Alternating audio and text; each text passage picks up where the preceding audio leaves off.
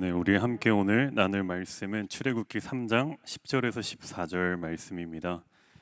출애굽기 3장 10절에서 14절 말씀을 저와 함께 교독하고 마지막에는 합독하도록 하겠습니다. 하나님의 말씀입니다. 이제 내가 너를 바로에게 보내어 너에게 내 백성 이스라엘 자손을 애굽에서 인도하여 내게 하리라. 하나님께 아뢰되 내가 누구이기에 바로에게 가며 이스라엘 자손을 애굽에서 인도하여 내리이까. 하나님이 이르시되 내가 반드시 너와 함께 있으리라. 내가 그 백성을 애굽에서 인도하여 낸 후에 너희가 이 산에서 하나님을 섬기리니 이것이 내가 너를 보낸 증거니라. 모세가 하나님께 아뢰되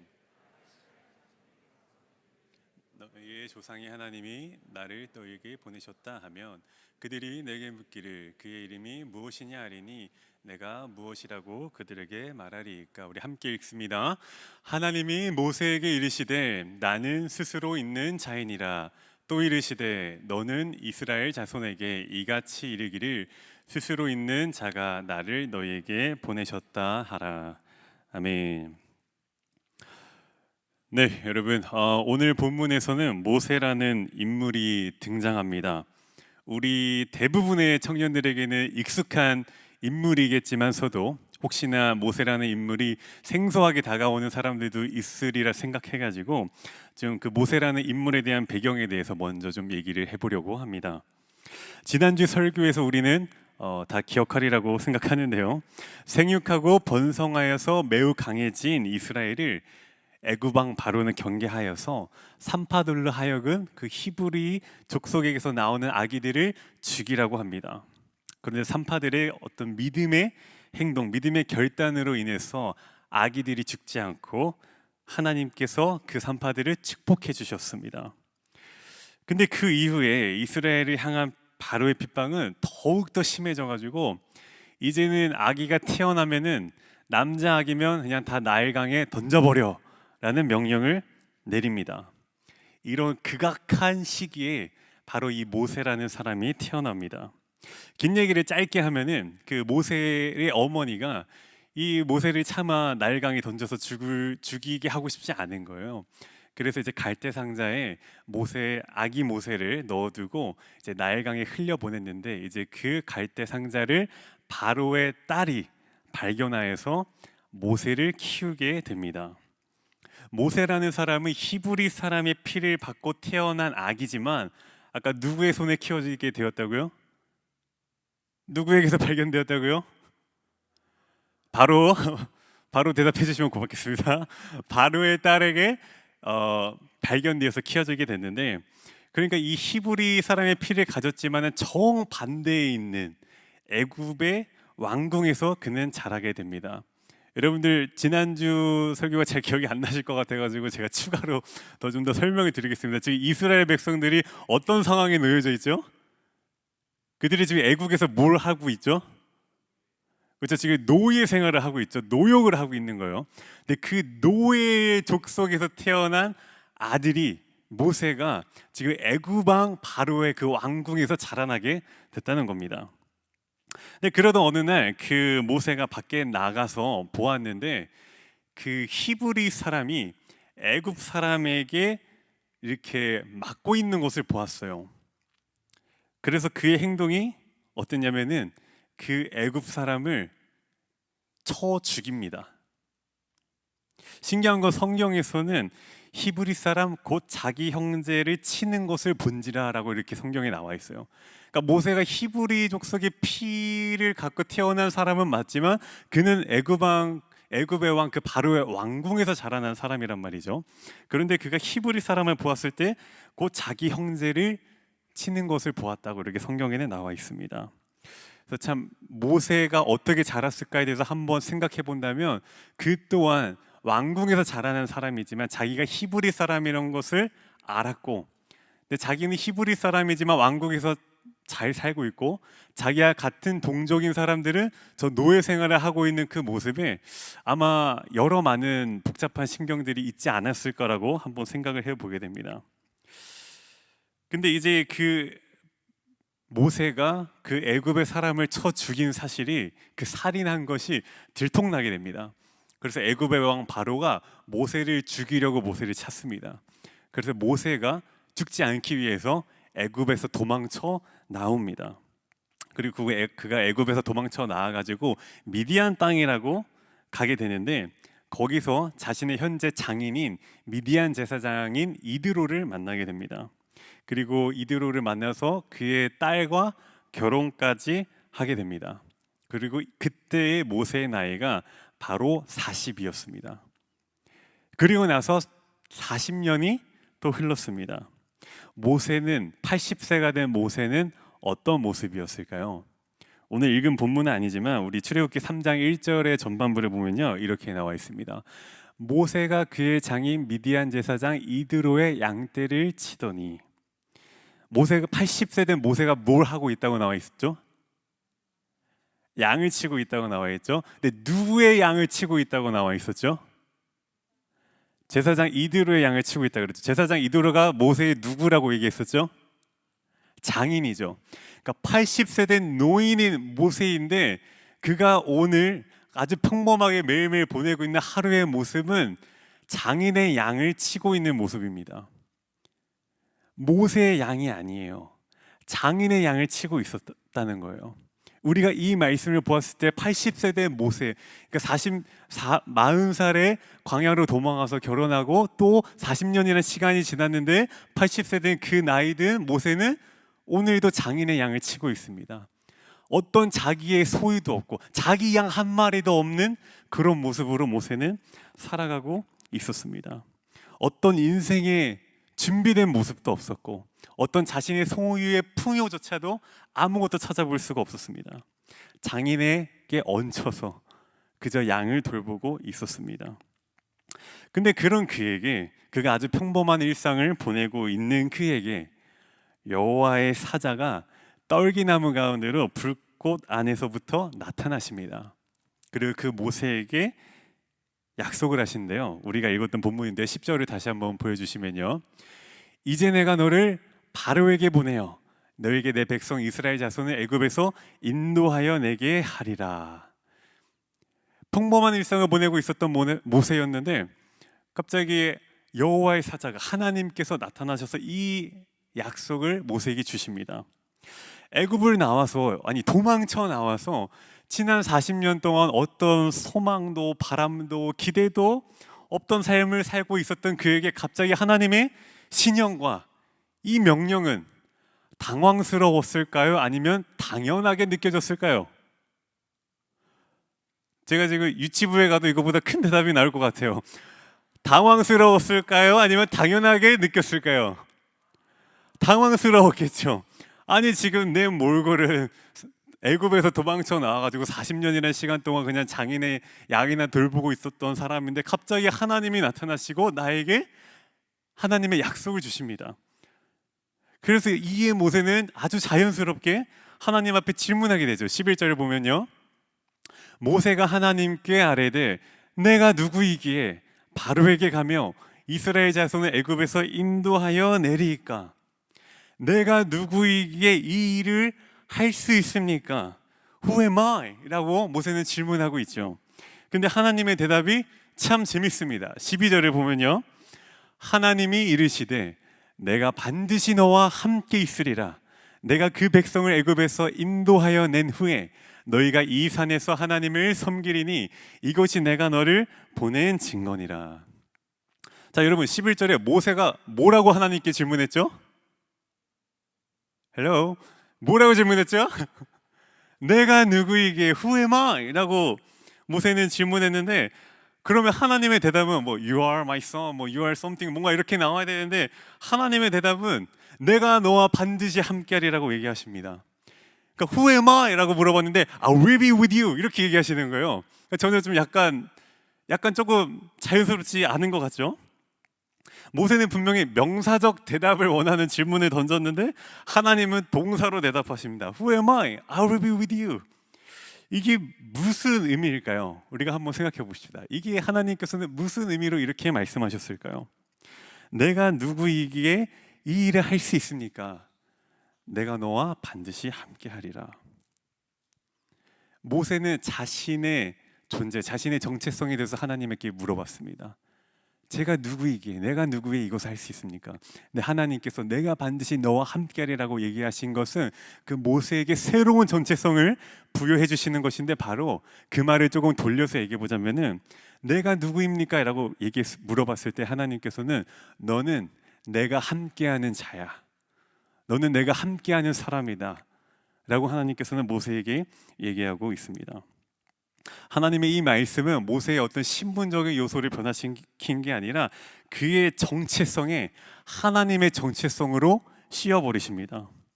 하나님이 함께하는 자로서 모세의 정체성은 갑자기 단번에 다르게 느껴집니다.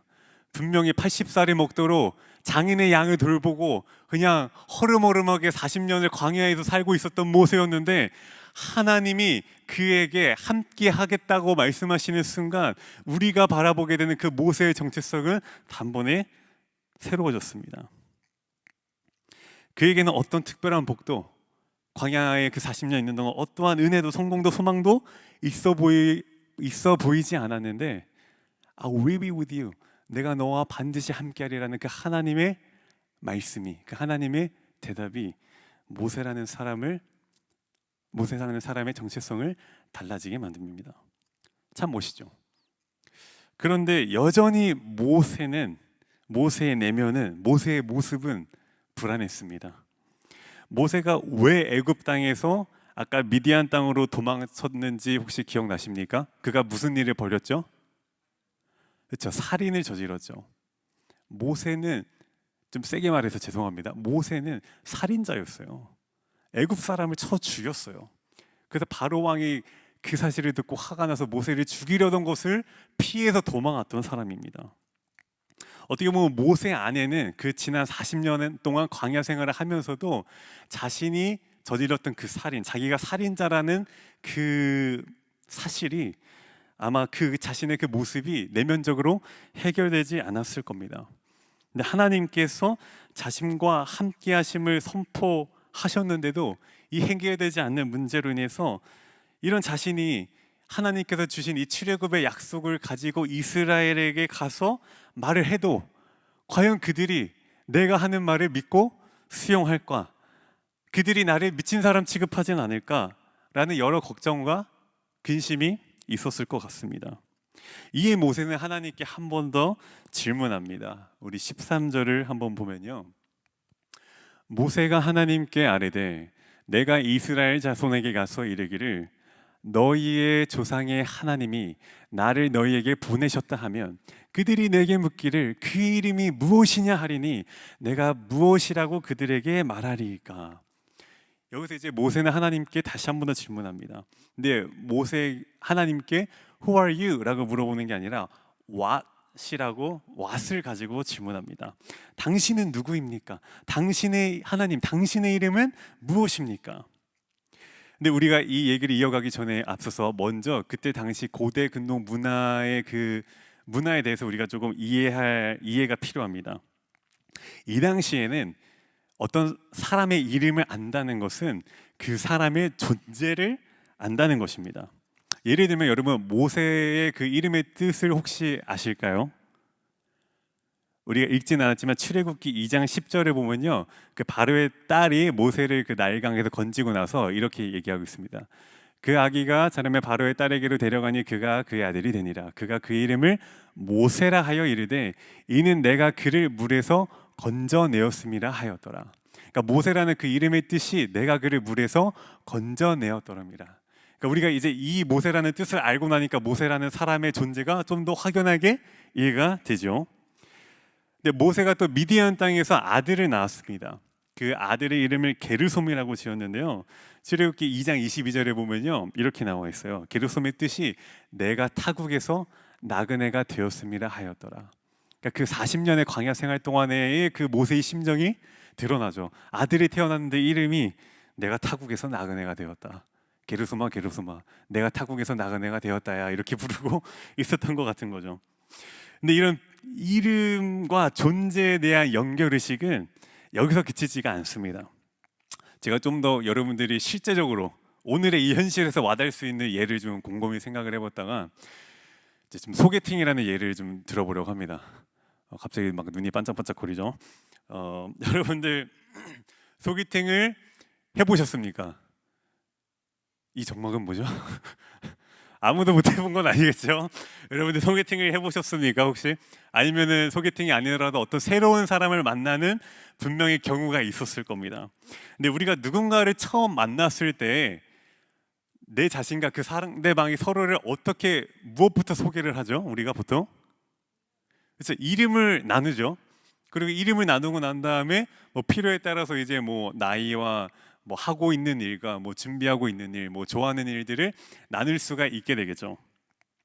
근데 만약에 그런 어떤 새로운 사람과의 만남에 있어서 우리가 인연의 관계를 맺어가는데 나이와 직업만 얘기하고 이름을 나누지 않는다면 과연 그 관계는 정말 진정성 있고 건강한 관계로 이어질 수 있을까요? 제가 예를 들어서 여기 앞에 이제 아까 찬양팀 앉아 있는데 제가 이분들의 만약에 이름을 몰라요. 그래서 저기 찬양팀 하시는 분 안녕하십니까? 네, 찬양팀 하시는 분 잘 가세요. 이러면은 이분과의 저희 관계가 평생 동안 잘 이루어질 수 있을까요? 아니면 그냥 단번에 그냥 쉽게 끝날 수 있는 관계가 될까요? 그러니까 단적으로 얘기해 보자면은 우리 모두가 이름이 있잖아요. 그러니까 이름이 우리는 다 있기 때문에 되게 그냥 다 자연스럽게 당연하게 이름을 우리가 생각하지만은 그 이름을 안다는 것은 그 사람의 존재가 우리 안에서 확립되는 것입니다. 이름을 안다는 것은 우리가 그 사람의 존재를 알게 되고 우리가 그 사람과 상대방이 서로가 이름을 나눌 때 비로소 우리가 관계가 형성이 됩니다. 다시 돌아와서 모세의 질문을 보았을 때 모세는 질문합니다. 당신은 누구입니까? 근데 who are you가 아니라 하나님 당신의 이름은 무엇입니까? 라고 이렇게 물어봅니다.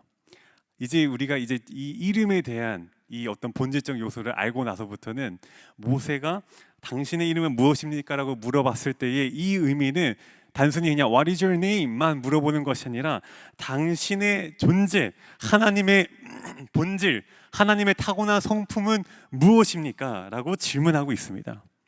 이에 대해 하나님도 주저하지 않으시고 모세에게 대답하십니다. 14절에 보면요, 하나님이 모세에게 이르시되 나는 스스로 있는 자이니라.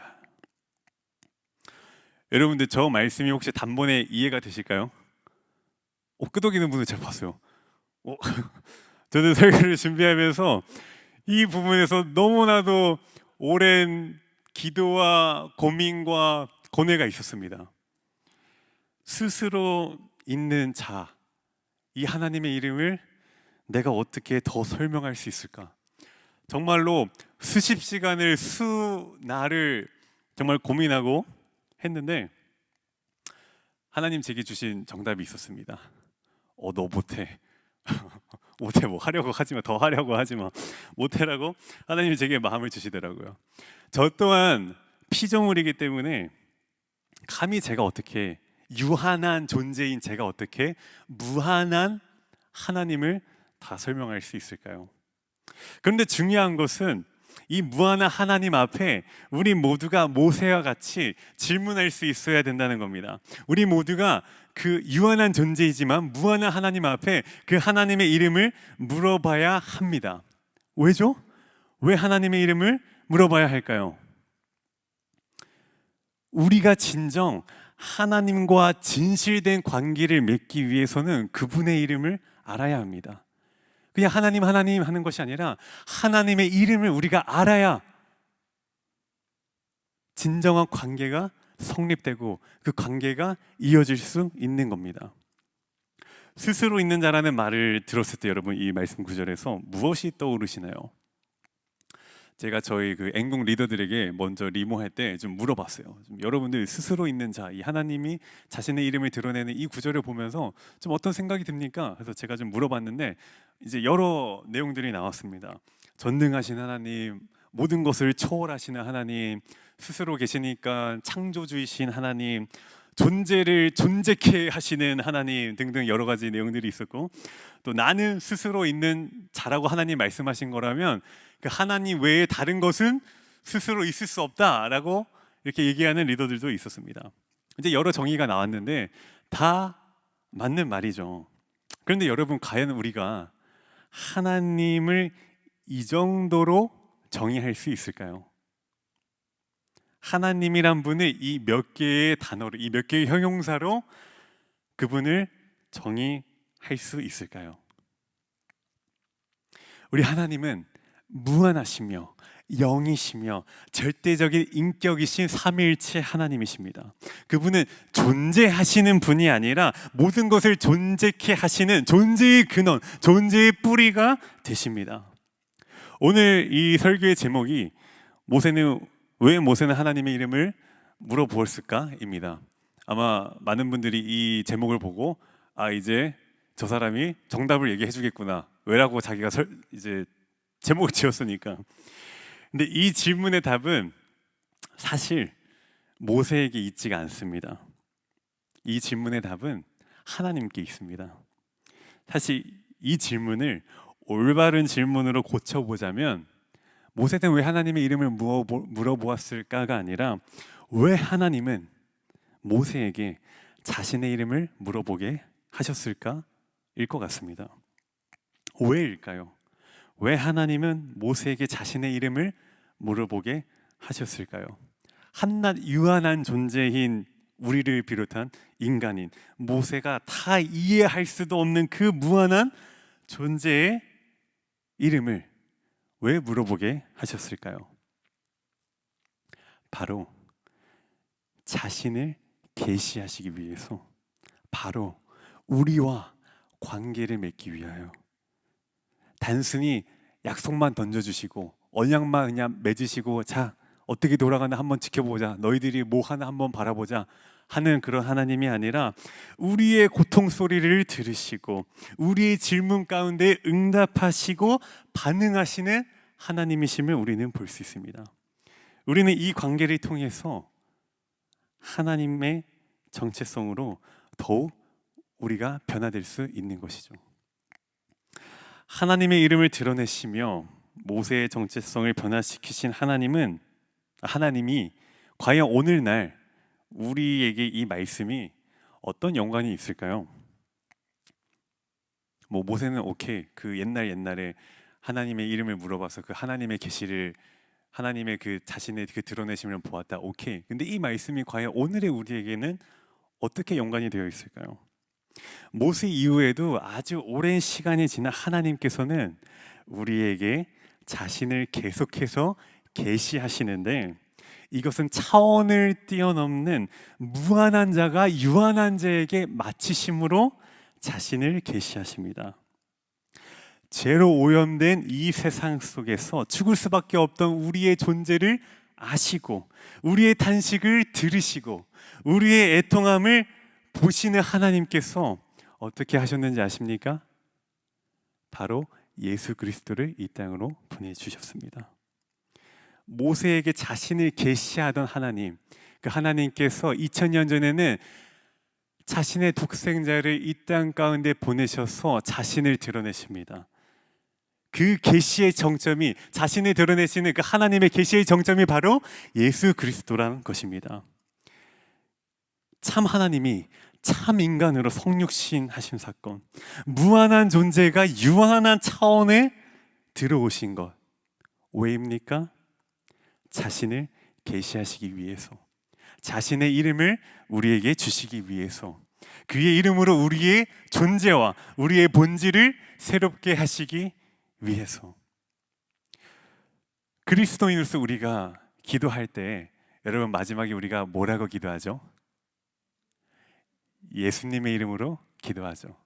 우리는 굉장히 습관적으로 그렇게 기도하였을지 모르겠지만 그 이름을 우리에게 주셨기 때문에 우리는 예수님의 이름으로 기도할 수 있는 것입니다. 그 어떤 기적과 어떤 행위와 역사의 근거에서 하는 것이 아니라 그 이름을 근거해서 우리는 기도합니다. 이제 이 이름이 어떻게 우리에게 왔습니까? 하나님이 자신의 계시하심으로 그의 존재 앞에, 그의 맺은 관계 속에서 우리는 이 이름을 얻게 되었습니다.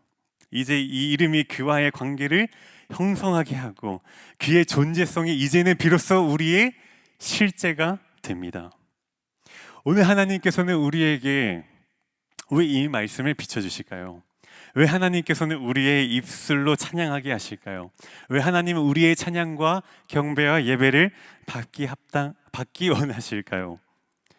바로 그의 이름을 우리에게 알리사 그의 존재 앞에 엎드리게 하시고 전능자 앞에서 단순히 그냥 두려워서 벌벌 떠는 것이 아니라 거룩한 언약의 관계로서 신실하게 자신의 백성으로 모세를, 이스라엘을, 또 오늘날 우리를 빚어가시는 것입니다. 출애굽기는 그런 책입니다. 하나님의 하나님 되심을 드러내시고 그분이 계시하신 자신의 성품, 본질을 따라서 우리 또한 더욱 하나님을 닮아가고 하나님의 거룩한 백성으로 세워져 가는 것, 빚어져 가는 것, 훈련되어져 가는 것, 바로 출애굽기는 바로 그런 책입니다. 혹여 나의 지금 상황 가운데 나를 치고 나를 넘어뜨리고 어찌 말하면 좀 구질구질하게 하고 이 세상에 아니면 이 사회에 필요하지 않은 존재인 것처럼, 필요하지 않은 사람인 것처럼 만드는 일이 있다면 그것에 우리의 마음을 쏟지 말고 이 시간 말씀으로 그의 이름을 주시고 우리와 관계 맺으시고 우리를 하나님의 백성으로 더욱 빚어가시는 우리 하나님 앞에 우리의 삶을 온전히 맡겨드리는 우리 사랑의 교회 청년부 되기를 간절히 소망합니다.